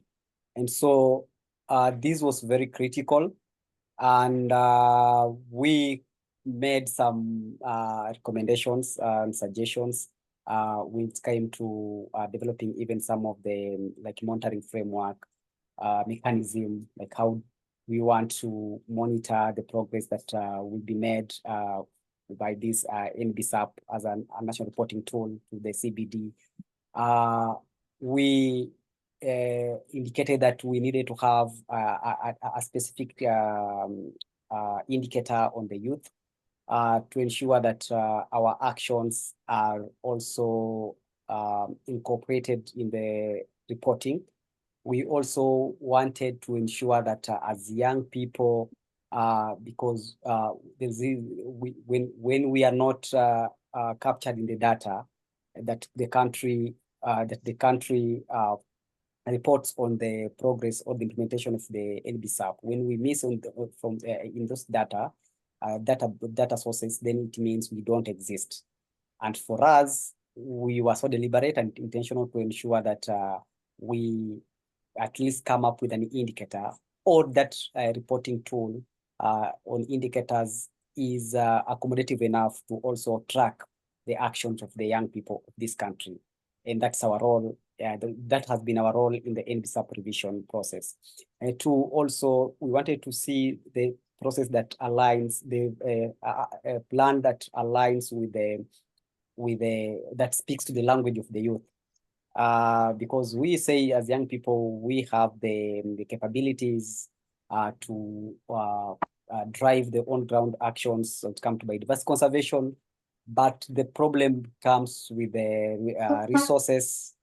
So for us, we wanted to ensure that even when it comes to the basket the funding basket, how then can we identify those young people who are doing something, and how can they also benefit from some of the resources that are available for the young people, for their actions, because it all adds up to what the country will be reporting on. And so looking at that was that one was the journey that we took. We because much has been spoken to on the nitty-gritties of how the process was structured, the categories of the targets in the three broader themes. Those that are aimed at reducing the threats to biodiversity, meeting people's needs, tools and tools of implementations. So we divided ourselves into those different categories to ensure that we have our voices in them. And I'm happy that as the ministry looks forward to unveiling the national target report, it really resonates with the thinking and of the young people of this country, those who are so who have showed proven commitment to biodiversity conservation. And so another thing that that I will mention is the unique strength that, of course, that one I've mentioned, because the GBF emphasizes the whole of government and the whole of society approach, and this one is accommodative enough to see that young people are well included. Their perspectives, their wisdom, their values are all included in the shaping of the Kenya's NBSAP. And what we want to see is now how the monitoring of the monitoring will look like. We also want to see the same happening. We want to also see us in the every step of the process. Let us not just let's not end with the revision, because it's not the end itself. Revision was just part of the whole process. So we want to see the young people in every continuum of the process until we deliver the aspiration of KMGBF. And that is key, that we want to see young people even in the monitoring. So when the focal point, the CBD focal point comes up with structures on monitoring, that's where also we want to see the young people brought on board to also measure their own progress, and also be able to keep the state accountable of what was promised or what we envisioned during the NBSAP revision. And there are different mechanisms and support structures that we think can really help us to engage in the process more robustly. And just like Faith mentioned, that Kenyan Youth Biodiversity Network is one of the chapters of KYBN that has been in this process more strongly. We are like a case study for many other chapters in African continent, and not even Africa, even globally, courtesy of the space and the and the goodwill of the government of the day that has provided us as young people to fully participate in this process. And so there exists a number of mechanisms. For example, the multi-stakeholder approach demands that everyone must on board. That's a structure that we really want to leverage on to continue driving youth voices in the policy discussions. And so that is one of the structure that we strongly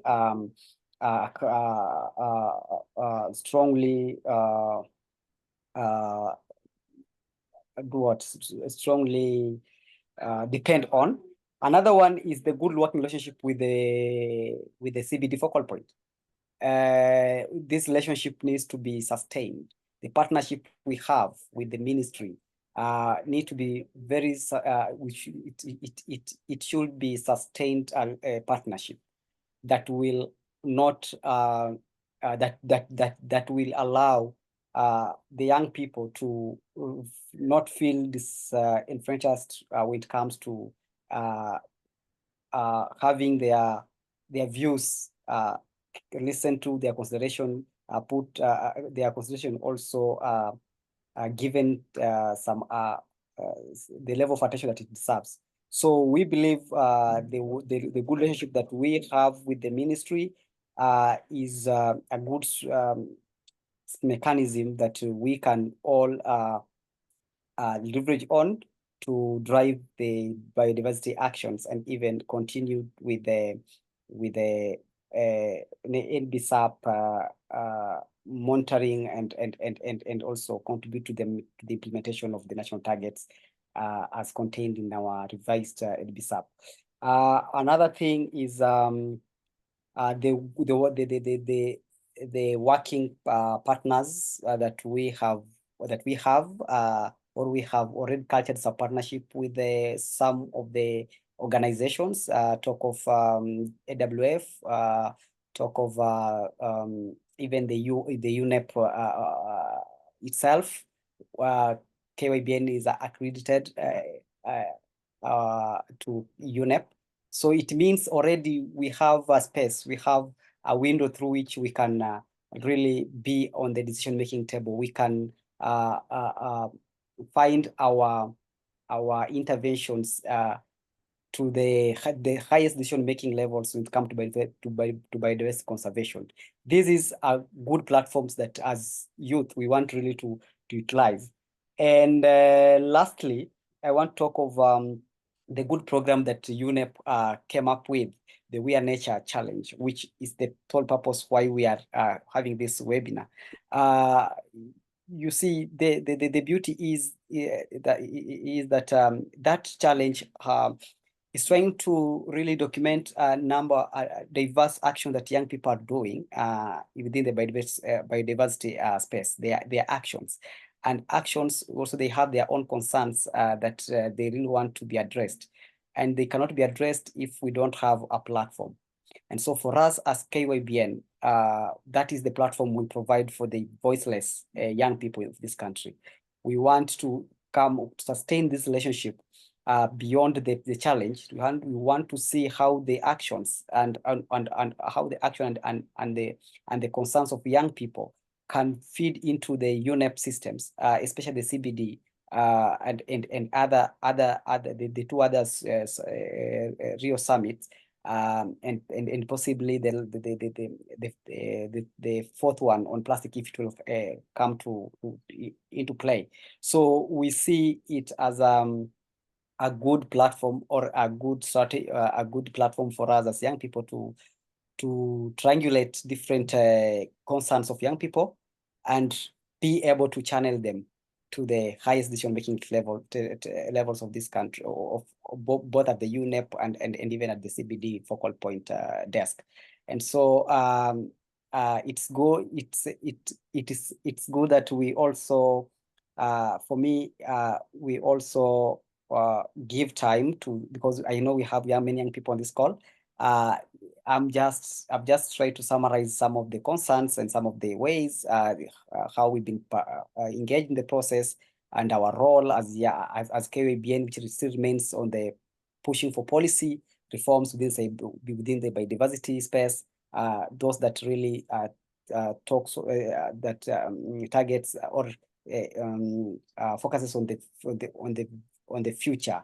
The vision for this NBSAP should be ambitious enough to be able to drive us into the future, and this future belongs to the youth and the children. And so if we miss at any level of the decision making at this point, then that tomorrow will not be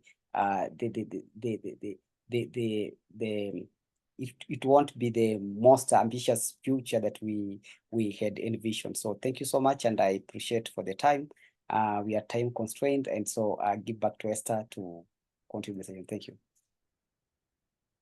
Thank you so much, Abdul. And I think you've tried to give the lived experiences of young people as well as the contributions that they have been able to make through this particular process. Yeah, so the hour is overboard, but we said that we would extend with 15 minutes, and this is going to be helping us address the questions that have already been raised by the participants. I don't think we are going to take hands, because we advised people to already share their questions on the chat. So I think this is the time that we are now going to be addressing the questions. And the first question was from Peter, and he was addressing the question to Faith, and he was asking, how do we determine or measure if a national target, for example, target 1 for Kenya, is either strongly or partially aligned to the GBF at all or not? And so he just used one of the targets as an example. So Faith is going to address that question.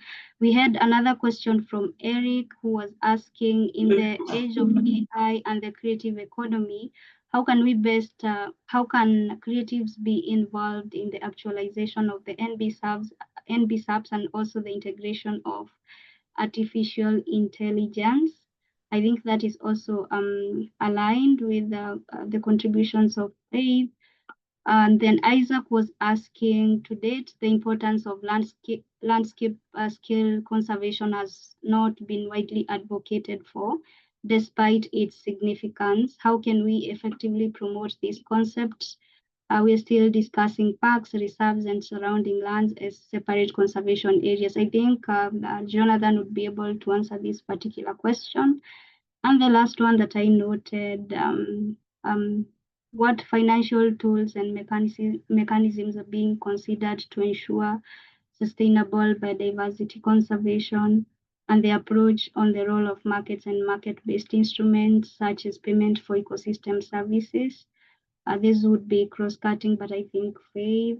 And there was also a question that I felt but we can be taking those questions. In any case, if any of the speakers also need to intervene on either of the questions, we can also be able to do that. So I'm giving the floor to the speakers to take on those questions.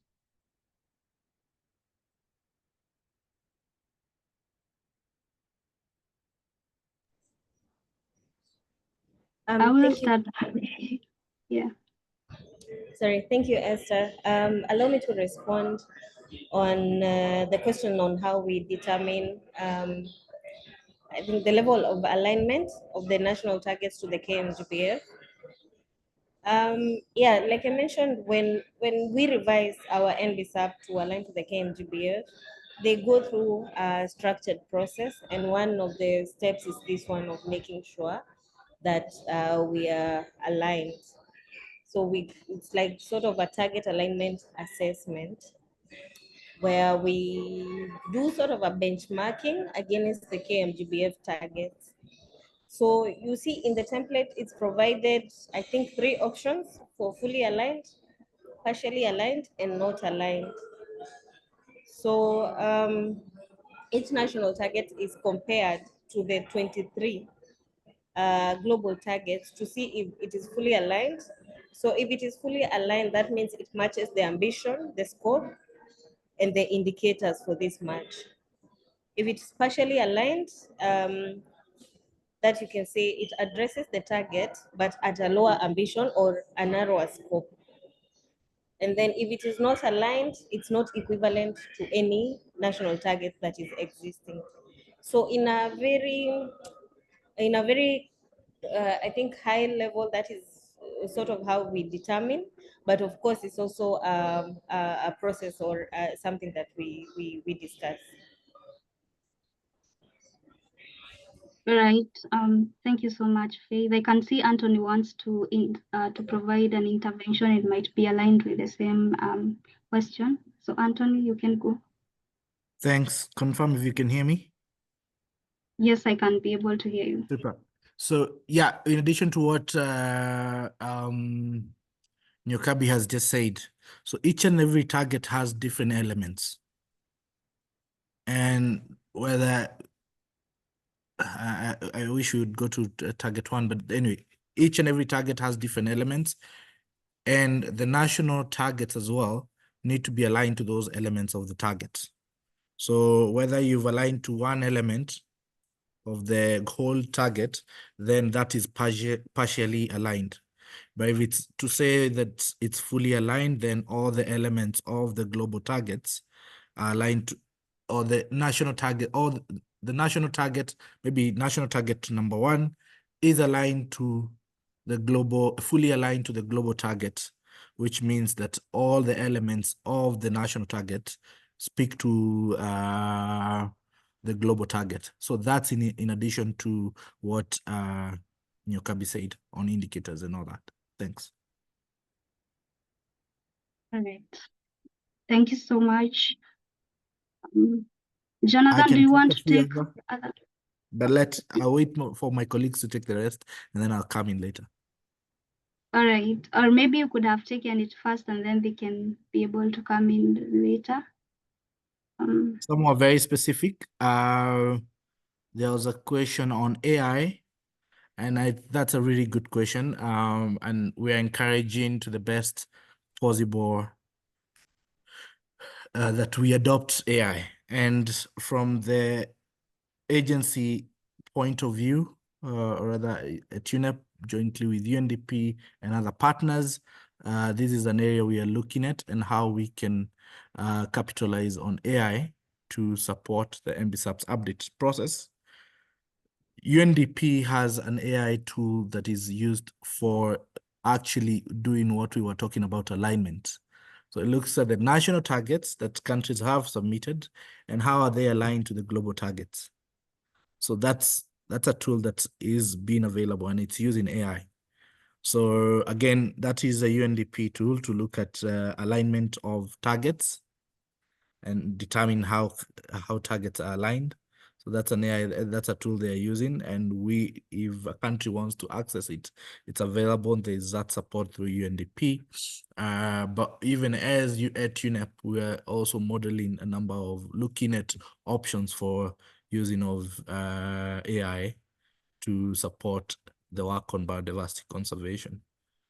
So that's a good question. And if there are any other solutions, local solutions, that's even better.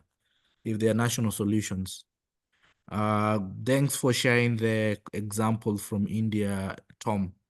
Then, and I will welcome my colleagues to probably speak more to some of these examples, probably they have from their agencies or institutions. Then there was a question on landscape conservation and not just looking at areas, parks, reserves. Again, yes, the discussion is going beyond just areas to landscape ecosystems. In fact, even more ecosystem conservation, in ecosystems management. In UNEP, in fact, the unit that are there work under the ecosystems division that looks at ecosystems, not just small spaces. And therefore, again, that's an important contribution that focus should also be on ecosystems, or rather landscapes, areas, beyond just species, because also those species live within certain landscapes. So it's wholesome conservation. I don't know whether I've responded it in the best way, but maybe other colleagues can take it up as well. On the financial tools and the early action support project that I talked to, component 4, which is working on biodiversity financing. Countries have started, and you heard from Nyokabi when she talked about what Kenya is doing to just map out what financing options are there for biodiversity through a program called Biofin, but also under the Early Action Support Project. Component 4 has a Biofin component, and also looking at just one, we have to have all the targets. The NBSAP has to be there, then start costing and looking at what are the creative ways to finance these plans or these targets. So biodiversity credits, looking at working with the private sector. So UNEP has been supporting countries on how to engage the private finance sector. Look at insurance schemes to support conservation or address issues to do with human-wildlife conflicts, because these are pertinent. So beyond just payment for ecosystem services, biodiversity credits, the insurance sector, and what kind of packages can they bring on board. So UNEP is focusing on support or the support towards engaging of the private finance sectors to this discussion on biodiversity conservation, beyond just what other initiatives are ongoing. But I'm sure Nyokabi will speak more to that. On the UNCCD, I talked about the decision that requested parties to not only look at biodiversity related, the Rio Conventions, but not just the environment, MEAs, multilateral environmental agreement, but also the Rio Conventions. And when setting the targets, ensure there is engagement of the focal points across all these conventions. And so that even when you're setting the target speaks to the target for UNCCD and UNFCCC. So that's one. Then there are tools that have been made available that could support countries look at alignment across the different conventions and MEAs. One that UNEP is working closely with is called the data report, DAT. It's called DAT. It's a tool that could help countries align. It's a knowledge management tool, but could help also be used for planning and reporting in terms of it captures data on the different targets for the different MEAs, multilateral environmental agreements, or the Rio conventions, and quickly, if you're updating your targets, then you can look at what the target for climate change has been under the NDCs and the NAPs. Look at those and see how should they be linked or aligned. So those are some of the efforts ongoing at the global level, but also that can work with countries. So as tools, guidance materials, we've developed guidance materials to help countries look at these sectors in a wholesome way while updating their NBSAPs. And all this support has been made available through the umbrella program to support NBSAPs update and national reporting. I think those are just some of the issues I wanted to highlight, and then maybe I can give it to my colleagues as well. Yeah, so thank you so much, Anthony. I think you've touched on pretty all the questions, unless colleagues want to add anything. But I also see a follow-up question from Isaac. Maybe you can be able to respond it on the chat with regards to AI and the awaited meetings that are coming up for UNEP and CPR. I can see a question related to that. Maybe you can be able to answer on the chat. And I don't see any other hands. Jonathan, did you want to add anything? I don't think. Yes. So as Esther, I think, but Anthony has pretty much answered all the questions. But there was a question on the landscape scale conservation, and I think that is from Isaac. And what I wanted to add to this is the fact that Isaac can look at targets 1, 2, and 3 of the GBF, because if you look at, for example, target 3, the concepts of OECMs, the other effective area-based conservation measures, is also within that target. But the target also encourages, because it says where applicable, and and integrated into wider landscapes, seascapes, and the ocean, and so on and so forth. So there is that, and target 1 actually is very clear on plan and manage all areas to reduce biodiversity loss. So if you look at in terms of the spatial planning, there is that to ensure effective management processes addressing land and sea use change. So all these and also looking at, considering or taking into account the loss of areas of high biodiversity importance, I think that encourages that. But I agree in terms of the conversation itself, we need to bring this to the fore, because in most of our conversations, we still talk about protected areas, and sometimes we talk about protected and conserved areas, but we do not bring along the other broader aspects in this case. The question on finance has also been answered by Anthony, but I also wanted to just highlight that target 19, which also, I don't remember who asked the question on finance. Mwende, yes, Mwende. So if you go to target 19, Mwende, you will see the breakdown and conversations around blended finance. We talk about biodiversity credits and carbon credits. We talk about the green bonds and the blue bonds. And those of you following the policy processes at the national level, you might have seen something along the green bonds somewhere.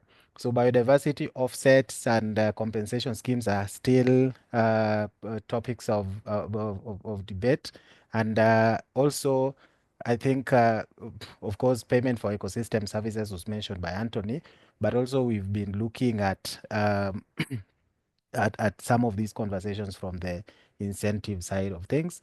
So market-based instruments are highly considered within, as we talk about raising or mobilizing resources for biodiversity conservation. So I think those two, if we critically analyze the targets that I mentioned, that we'll see some of the components. And then maybe if there are gaps, then we can also frame our advocacy as now speaking from the CSO perspective, our advocacy along the lines of the gaps that we shall identify. Thanks. All right. I think we have been able to respond to all the questions. I don't see any more, meaning that we also really into time, and we want to really end this discussion, but this is not the end. I recognize the fact that people might have more questions, and since we are the speakers are still at the disposal of answering the questions that you might have. If you have further questions, you can email them to us, and then we can be able to follow them up with the speakers. But at this point, I think we are going to be going to the closing meeting, closing session, so that we can release you to go attend to other matters. But one of the things that I also wanted to bring to the attention of the audience is with regards to the youth. We are Nature Youth Biodiversity Challenge. Abdul highlighted about it, and making sure that the people that haven't yet been able to join the challenge has been extended until the 15th of October. So there's 1 more month for people to participate in this challenge. It is a 3-level journey, so you can take it within your own pace. And with regards to the work that we've been able to do today, it has resources that you can educate yourself more with regards to NBSAPs. There are also various outlined ways that are suggested in terms of how young people can be able to take action through the resources that have been provided. But one of the important things with regards to this is that once you onboard onto the chatbot, that is the major driving engine of the challenge, once you complete the challenge and get to the level where you become a biodiversity champion, there's a bonus where you unlock a nature body treasure trove of wisdom, where you are able to ask as many questions to the nature body as possible. So these include questions that are related to NBSAPs, advocacy and action, and also how you can be able to continue taking action. And so I don't want to keep us longer. Jacinta was also able to share the link to the nature buddy earlier, but we're also going to be sharing it again in case you haven't joined. In case you have joined, we appreciate and also acknowledge those that have been able to complete the challenge. It is something that is really important in terms of advancing the work on the targets. Jonathan mentioned about enhancing awareness and also advocacy and action. So it is relevant for young people to take part in that particular challenge. And then at this point, I want to really thank the speakers, but that is just at a personal level. Jacinta is going to be thanking the speakers and our partners as well as you participants on our behalf. So I'm going to be giving the floor now to Jacinta so that she can be able to close the session for us.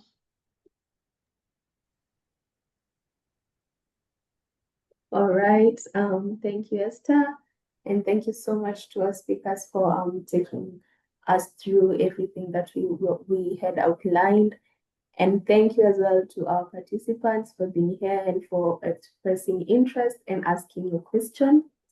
And it is now that we will be closing the webinar with those few remarks. Asante sana. Thank you so much, everyone.